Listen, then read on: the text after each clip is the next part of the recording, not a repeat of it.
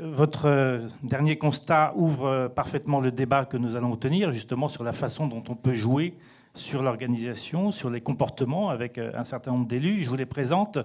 Yves Cratinger, vous avez une double casquette aujourd'hui, puisque vous êtes président du conseil départemental de la Haute-Saône, mais vous êtes aussi président de l'IDRIM.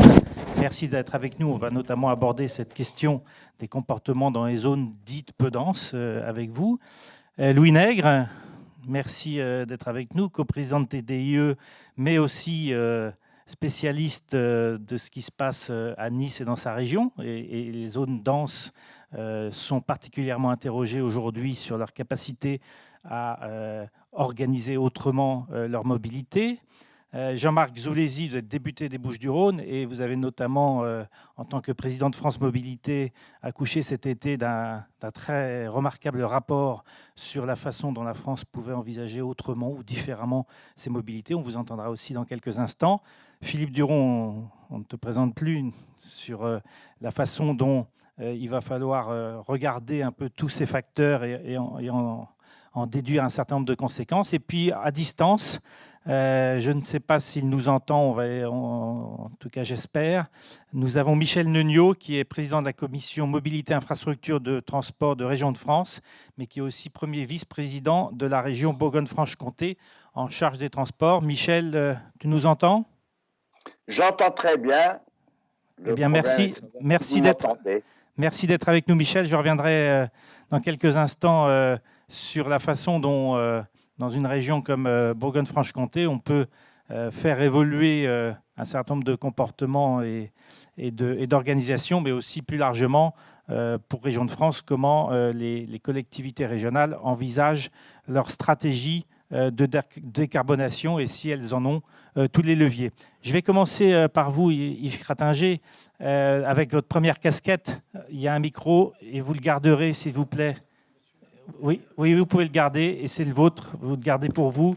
Il n'appartiendra qu'à vous jusqu'à la fin de cette matinée. Voilà, c'est un cadeau. Donc, votre première casquette de président de conseil départemental, on a tendance, depuis quelque temps, quand on parle de décarbonation, à privilégier les zones denses, parce que c'est là où on parle beaucoup de pollution, mais c'est aussi un enjeu des zones dites peu denses, de départements qui ont moins d'agglomération que les grandes métropoles. Est-ce que vous pouvez nous dire comment vous envisagez ce défi de décarbonation? Quels sont les leviers qu'un président de conseil départemental peut actionner? Comment vous voyez cette question-là à partir des 5 leviers qui ont été identifiés depuis le début de cette matinée? Si je réponds en tant que président de département rural, moins de 240 000 habitants, un chef-lieu dont l'agglomération fait 33 000 habitants, donc c'est extrêmement rural. Pour nous, dans notre démarche, puisqu'on a commencé il y a déjà quelques temps, on a élaboré un schéma des aires de covoiturage qu'on a pensé à partir des statistiques INSEE, avec les déplacements domicile entreprise, parce qu'on a quand même un grand nombre d'entreprises industrielles, et puis aussi à partir des mouvements locaux par rapport aux villes, quoi, hein, les mouvements pendulaires. Donc, on a élaboré un schéma qu'on a voté en décembre 2018. Je pense qu'on n'était pas les derniers. Parmi les départements, je pense qu'on était parmi les premiers. Ce n'est pas le classement exact. Ce schéma, aujourd'hui, il y en a plus d'un tiers qui est réalisé ou en cours d'aménagement. Donc, moi, je considère qu'on était dans la bonne direction et qu'il y a une volonté partagée des élus. Puisqu'en fait, nos relais sont souvent les communautés de communes ou les bourgs importants. Et ils jouent le jeu. Bon, il y en a encore qui disent c'est pas la peine, tout ça, mais la plupart jouent le jeu. Donc, ça, c'est un élément. Bon. Le deuxième élément, la deuxième démarche qui elle, est conditionnée au déploiement des réseaux numériques, c'est de faire en sorte qu'on diminue le nombre de mouvements pendulaires domicile-travail. alors, ça n'apporte pas que des éléments positifs sur la question de l'énergie et des émissions de gaz à effet de serre, ça apporte aussi d'autres éléments positifs sur le temps perdu à se déplacer, sur, comment dire, aussi le bénéfice qu'il peut y avoir à vivre dans la nature et disons, de respirer un air qui est extrêmement pur, beaucoup plus pur, bien sûr, que dans les métropoles. Donc, ça, c'est conditionné. On est sur une démarche qui aboutit à fin 2023 à ce que tous les foyers soient raccordés à la fibre. Donc, ça va aller assez vite, ça va vite.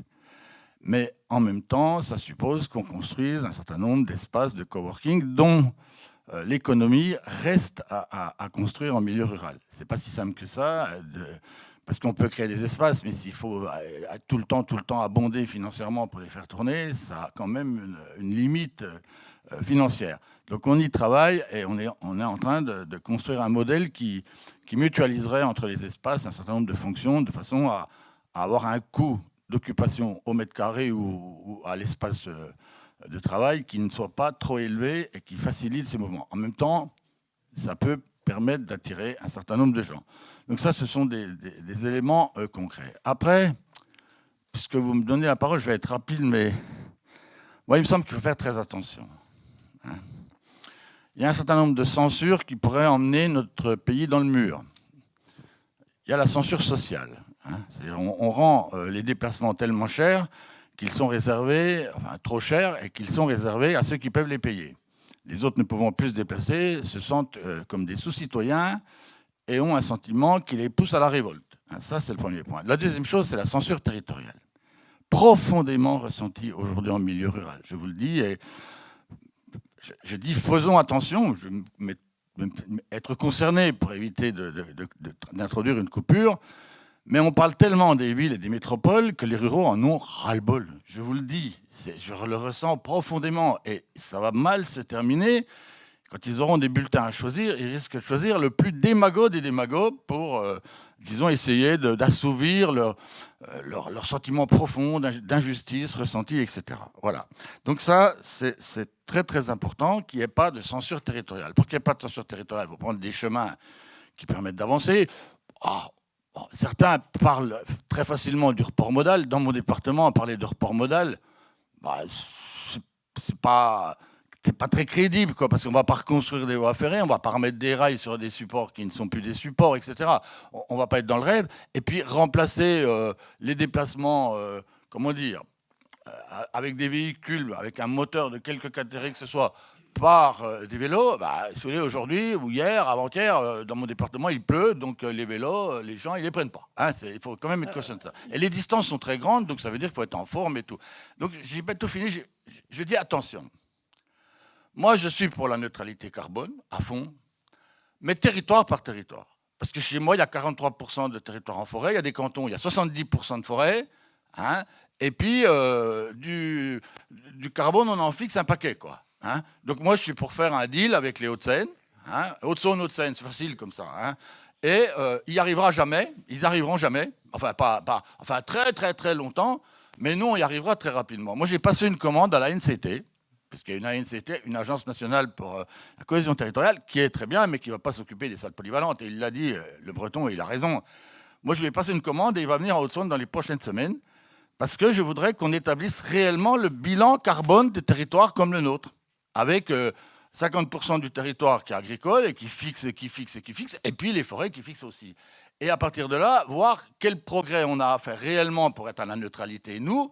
Et ensuite, quand on aura dépassé la neutralité, est-ce qu'on ne peut pas en prêter aux Hauts-de-Seine ou à Paris qui nous le payerait? Parce qu'il faut quand même le dire, c'est la ruralité qui fournit l'oxygène qu'on respire, et c'est la ruralité qui fixe quand même une quantité non négligeable de CO2, et dans ce pays, on n'en parle jamais. Alors moi, j'en parle. Voilà. Vous avez remarqué qu'on vous a donné la parole en premier? Oui, c'est très gentil. L'e-Dream, peut-être, un mot. Oui, mais l'e-Dream, ça rejoint aussi ce que vous venez de dire. Pas tout à fait, parce que il y a beaucoup de routes. On a oui, compris mais que ça, moi, je veux vous dire un élément sur l'e-Dream. On ne peut pas demander à l'e-Dream de tout faire, et aux entreprises et aux propriétaires des supports routiers de tout faire. On a amélioré les chantiers. La Convention d'engagement volontaire 2009, on l'a mis en œuvre. On l'a mis en œuvre réellement avec les entreprises, avec les partenaires, État, départements et collectivités, autres collectivités. Mais ça représente 10%. Les chantiers, la construction et la réparation des routes, c'est 10% des émissions de CO2, environ 10%. Les 90%, c'est ceux dont on vient de parler, c'est les autres, c'est les déplacements. Donc on a préparé, Jacques Tavernier le sait bien, puisque c'est lui qui a conclu la rédaction de façon très habile et très brillante comme il sait le faire. On est d'accord pour signer avec l'État, avec tous les partenaires, on est d'accord pour faire encore des progrès, mais le constructeur d'infrastructures et le gestionnaire d'infrastructures routières atteint quand même à un certain moment des limites dans les progrès qu'il peut faire et la contribution qu'il peut apporter à la réduction des émissions. L'enjeu, c'est aussi celui d'un usage plus vertueux de l'infrastructure routière. Oui. Ça, vous avez des leviers aussi pour encourager, pour aller plus loin dans cette voie. Le citoyen, il pense que c'est la technologie. Je vais lui livrer un dernier message parce qu'il faut que les autres parlent. Le citoyen, il est optimiste. Parce que quand je parle de moi, hein, il est optimiste. La science, la technologie vont trouver des réponses. Et je suis persuadé que les courbes qui peuvent nous décevoir dans un moment auront une pente qui va monter.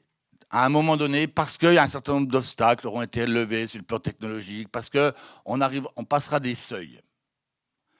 Alors quand on dit que 2050, ben c'est bien, c'est une date qui n'est pas demain matin. Après, il faut un magicien, c'est demain matin. Vous êtes confiant dans la science, c'est ça? Oui, mais moi je vois le problème ailleurs. Parce qu'on va dire aux gens, faites, ça, tout le monde va se mettre à faire. Il y a d'énormes progrès sur ces questions-là dans la société. Ça bouge beaucoup. Mais ça ne veut pas dire que le climat va changer. Parce qu'il y a une multitude de pays dans le monde qui ne peuvent pas faire ça. Les pays développés peuvent se payer le luxe, et c'est bien, mais ce n'est plus un luxe, c'est ce qu'on doit faire, de diminuer nos émissions, etc., d'arriver à la neutralité, on peut y arriver.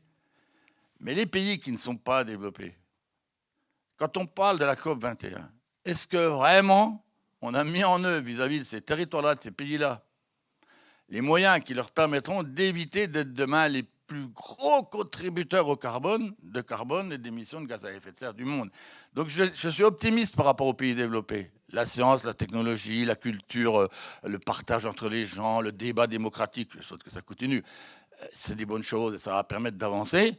Mais dans certains autres espaces de notre planète qui est grand, l'Europe c'est tout petit, les États-Unis c'est pas très grand non plus quand même, c'est pas là. Alors, il y a beaucoup d'autres endroits où c'est pas facile. Donc je suis optimiste pour nous et aussi très inquiet pour le reste. Voilà.